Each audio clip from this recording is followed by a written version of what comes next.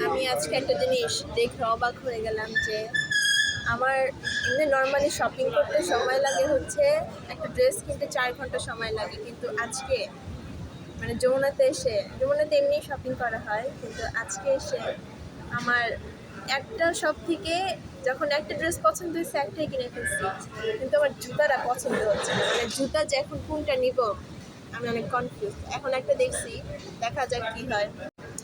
Shopping করতে করতে আমাদের এত খিদা পাইছে যে আমরা এখন খেতে চলে আসছি। দেখি খেয়ে দিয়ে আবার হচ্ছে যাব শপিং করতে।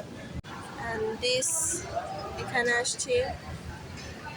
আর জানেন আমি কোথা থেকে শপিংটা করছি? মানে একটা ফেমাস মানুষের সব থেকে করছি, দেখলে পুরো অবাক। তার সব থেকে করছি, দেখি এই যে দেখ, টিআরএস থেকে নিছি।